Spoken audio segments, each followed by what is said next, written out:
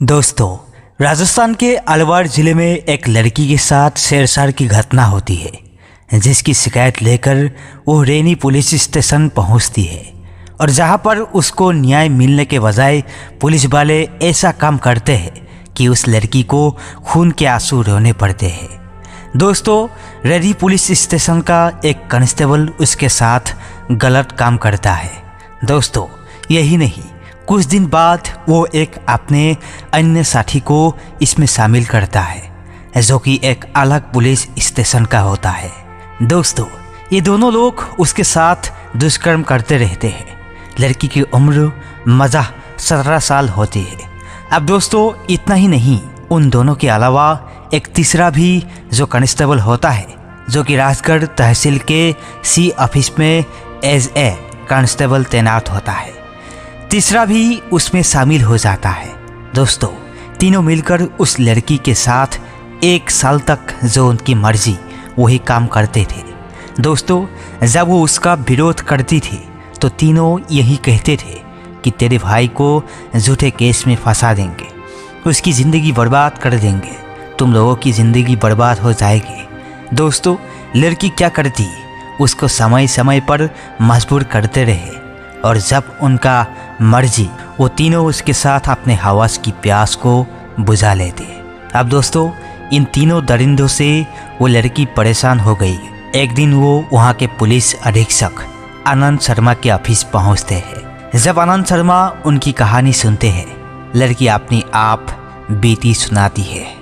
अपनी माँ के साथ गई होती है तो उनके भी पैरों तले जमीन खिसक जाती है। एक पुलिस स्टेशन का अगर कांस्टेबल होते समझ में आता। दोस्तों, 3 अलग अलग जगह पर जो तैनात थे, ये तीनों मिलकर इस घटना को अंजाम दे रहे थे। दोस्तों, नवंबर 2022 में पहली बार उसके साथ इस घटना को अंजाम दिया जाता है और लगातार 1 साल के बाद 2023 बीत जाता है।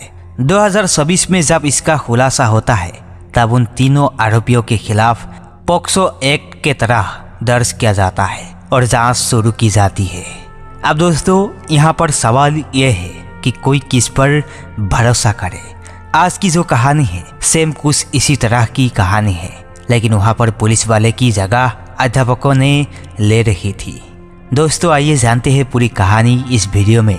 लेकिन वीडियो में आगे बढ़ने से पहले बस वही रिक्वेस्ट है कि आप वीडियो को लाइक कर दीजिए, चैनल को भी सब्सक्राइब कर लीजिए ताकि मेरा हौसला बढ़ता रहे। दोस्तों, ये राजस्थान के एक ज़िले की कहानी है।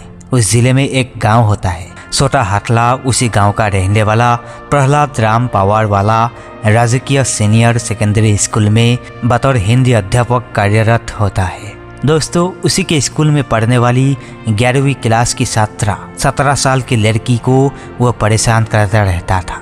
उसे एक तरफा इशक करता रहता था। जब भी उसे मौका मिलता, उससे बहकी बहकी बातें करने लगता। दोस्तों, उस छात्रा को बिल्कुल ये पसंद नहीं था, लेकिन वह करती तो क्या करती, अपने ही टीचर के खिलाफ किसको बताए। लेकिन दोस्तों, जब बात बर्दाश्त से बाहर हो गई, हद से ज़्यादा होने लगी, तो उसने ये शिकायत अपने घर वालों को कर दी।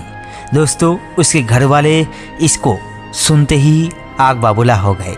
अब दोस्तों, सूखी एक हरकत एक अध्यापक ने की थी, तो सब लोगों ने सोचा क्यों ना उसको समझा बुझा दिया जाए, पढ़ा लिखा है, समझ जाएगा। लेकिन दोस्तों, यही इन लोगों की सबसे बड़ी भूल साबित हुई। अगर उसी दिन उसके खिलाफ एक FIR कर देते तो मामला कुछ और हो जाता।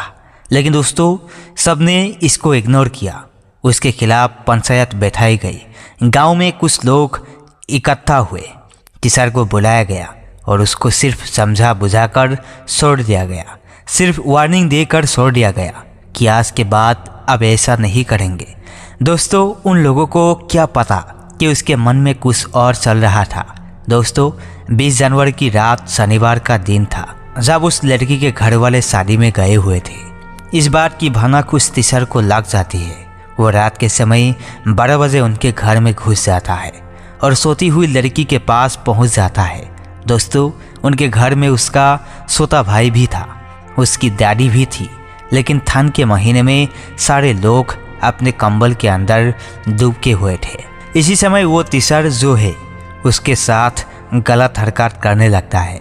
17 की आंख खुलती है, उसका जोरदार विरोध करती है, लेकिन दोस्तों उसके मन में जो भी कुछ था प्रहलाद राम के मन में, वो अपनी मनमानी कर लेता है। उसके बाद उसको जान से मारने की धमकी देती है।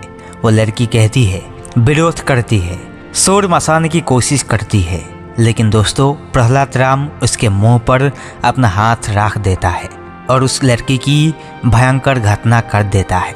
दोस्तों उसके बाद सबूत मिटाने के लिए उसकी देह को उसके ही घर के टंकी में, पानी के बने टंकी में डाल देता है और वहाँ से फरार हो जाता है। अगले दिन जब घर वाले आते हैं, खोजबीन की जाती है। जब लड़की घर पर नहीं मिलती है, वहाँ पर गए तो उन्होंने देखा कि वाकई में जो लड़की थी 17 साल की, टंकी के अंदर पड़ी हुई थी। जब लोगों को तुरंत अंदाज़ा हो गया कि हो ना हो उसी तीसर का ये किया धरा है। दोस्तों उसके बाद प्रहलाद राम फरार हो जाता है। दोस्तों कुछ ऐसा ही कृत्य एक मेथ के तीसर के द्वारा किया जाता है। यह भी राजस्थान के बारात ज़िले की घटना है। दोस्तों 12 जनवरी के दिन वो लड़की काफ़ी होशियार थी, पढ़ने लिखने में काफ़ी होनहार थी, साइंस सब्जेक्ट से अपनी पढ़ाई कर रही थी। दोस्तों मैथ उसका काफ़ी तेज़ होता है, इसलिए जो उसका मैथ्स का अध्यापक था उसको एक दिन एक्स्ट्रा क्लास के बहाने स्कूल में रोक लेता है। दोस्तों वो लड़की शांति के माहौल में कोई नहीं रहता, अपने मैथ सब्जेक्ट की पढ़ाई कर रही थी। इसी समय जो टीचर होता है उसके पास आता है, उससे बहकी बातें करने लगता है। पहले तो 17 को कुछ समझ में नहीं आता है, लेकिन जब वो देखती है कि जो सर है उनकी नियत काफ़ी गंदी लग रही है, तो अपना काफ़ी किताब समेट कर वहाँ से अपने बैग में रख कर जाने लगती है। तो जो अध्यापक थे, जो गणित का टीचर था, वो उसे उसकी प्रशंसा करते हुए ज़बरदस्ती अपनी तरफ खींच लेता है, ज़बरदस्ती उसको गले लगाता है और इसी बहाने छेड़छाड़ करता है। दोस्तों वो लड़की जो है किसी तरीके से उससे अपनी जान चुराकर अपनी इज्जत बचाकर अपने घर आती है, लेकिन उसके द्वारा किया गया हरकत उसके दिमाग में, उसके दिल में नस्तर की तरह छुप रहा था। दोस्तों लड़की इतने सदमे में आ जाती है कि अपना जान देने का फैसला कर लेती है और घर पर आकर जो कीटनाशक दवाइयाँ होती है फसलों पर छिड़काने के लिए इस्तेमाल की जाती है, घर में रखी हुई थी, उसको उठाकर पी लेती है और उसके बाद उसकी हालत ख़राब हो जाती है।